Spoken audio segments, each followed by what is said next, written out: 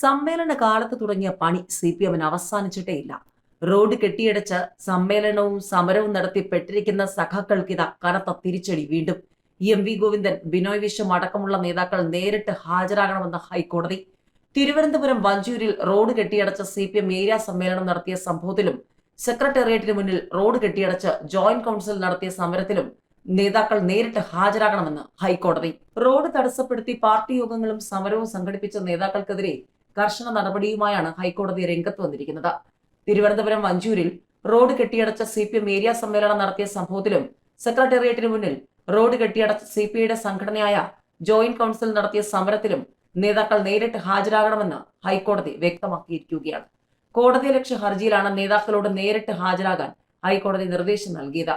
വഞ്ചൂരിൽ CPM area സമ്മേളനം നടത്തിയ സംഭവത്തിൽ MV Govindan, Kadakampally Surendran, M Vijayakumar, VK Prashant അടക്കമുള്ള നേതാക്കൾ നേരിട്ട് ഹാജരാകാനാണ് നിർദ്ദേശം. വഴിയടച്ച് സെക്രട്ടേറിയറ്റിൽ ജോയിന്റ് കൌൺസിൽ നടത്തിയ സമരത്തിലെ കോടതിയലക്ഷ്യ ഹർജിയിൽ CPI സംസ്ഥാന സെക്രട്ടറി ബിനോയ് വിശ്വം അടക്കമുള്ളവർ നേരിട്ട് ഹാജരാകണമെന്നും നിർദ്ദേശമുണ്ട്. ഫെബ്രുവരി 10-നാണ് നേതാക്കൾ ഹാജരാകേണ്ടത്. പോലീസ് ഉദ്യോഗസ്ഥരായ G സ്പർജൻ കുമാർ, പുട്ട വിമലാദിത്യ എന്നിവരും ഹാജരാകണം.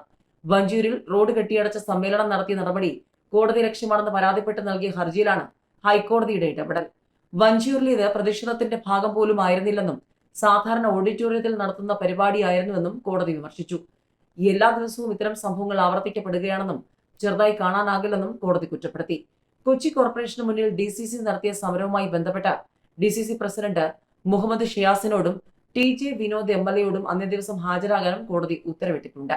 CPM നേതാക്കളായ MV Govindan, M Vijayakumar, Kadakampally Surendran, V Joy, VK Prashant, CPI നേതാക്കളായ ബിനോയ് വിശ്വം, പന്നിൻ രവീന്ദ്രൻ, ജയചന്ദ്രൻ കല്ലിങ്കൽ, കോൺഗ്രസ് നേതാക്കളായ മുഹമ്മദ് ഷിയാസ്, TJ വിനോദ്, ഡൊമിനിക് പ്രസന്റേഷൻ, പോലീസ് ഉദ്യോഗസ്ഥരായ G സ്പർജൻ കുമാർ, പുട്ട വിമലാദിത്യ, കിരൺ നാരായണൻ, D ഗിരിലാൽ, അനീഷ് ജോയ്, പ്രജേഷ് ഗിരി എന്നിവർ 3 സംഭവങ്ങളിലായി നേരിട്ട് ഹാജരാകേണ്ടവരാണ്.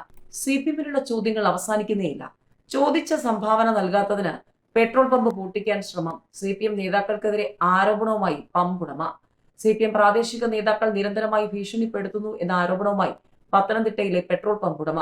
ആവശ്യപ്പെട്ട പണം സംഭാവനയായി നൽകാത്തതിലെ വിരോധമാണ് ഭീഷണിക്ക് കാരണമെന്നും പത്തനംതിട്ട തണ്ണിത്തോട്ടിലെ പെട്രോൾ പമ്പ് ഉടമ ദീപക് പ്രമുഖ മാധ്യമങ്ങളിലൂടെ ആരോപിച്ചു. എന്നാൽ ആരോപണം CPM നിഷേധിച്ചു. കോന്നി മണ്ഡലത്തിലെ കിഴക്കൻ മേഖലയായ തണ്ണിത്തോട്ടിലെ ഏക പെട്രോൾ പമ്പാണ് ദീപകിന്റെ ഉടമസ്ഥതയിലുള്ള സ്ഥാപനം. 3 വർഷമായി പ്രവർത്തിച്ചു വരുന്ന പമ്പ് പൂട്ടിക്കാൻ CPM പ്രാദേശിക നേതാക്കൾ ശ്രമിക്കുന്നുവെന്നാണ് ആരോപണം. ഇക്കാര്യം ആരോപിച്ച് ദീപക് സമൂഹ മാധ്യമങ്ങളിൽ വീഡിയോ പങ്കുവച്ചു. CPM നേതാക്കളിൽ ചിലർ വലിയ തുക സംഭാവനയായി ആവശ്യപ്പെടുന്നുവെന്ന് ദീപക് പറയുന്നു. മുൻ local committee secretary Praveen, Ajeesh, നിലവിലെ സെക്രട്ടറി KB സുമേഷ് എന്നിവരുടെ പേരെടുത്ത് പറഞ്ഞാണ് ദീപകിന്റെ ആരോപണം. പമ്പിലെ പെട്രോളിനും ഡീസലിനും ഗുണമേന്മ കുറവാണെന്ന് പറഞ്ഞ് പ്രചാരണം നടത്തുന്നുവെന്നും ദീപക് ആരോപിച്ചിരിക്കുകയാണ്. പമ്പിന് മുന്നിലെ ഓട റോഡിലേക്ക് ഇറക്കിയാണ് നിർമ്മിക്കുന്നതെന്നും പ്രചരിപ്പിക്കുന്നുവെന്നും ആരോപണമുണ്ട്. പമ്പിന് മുന്നിലെ ബോർഡ് നീക്കാൻ ഗൂഢാലോചന നടത്തുന്നു, പൊതുമരാമത്ത് ഉദ്യോഗസ്ഥർക്ക് മേൽ സമ്മർദ്ദം ചെലുത്തുന്നു, ചോദിച്ച പണം നൽകാത്തതാണ് ഇത്തരം നീക്കങ്ങൾക്ക് കാരണമെന്നും ദീപക് ആരോപിച്ചു. ആരോപണം CPM ഏരിയ കമ്മിറ്റി അംഗം പ്രവീൺ നിഷേധിച്ചു. കൂടുതൽ പണം ആവശ്യപ്പെട്ടതിന് ദീപക് തെളിവ് ഹാജരാക്കാൻ പ്രവീൺ വെല്ലുവിളിച്ചു.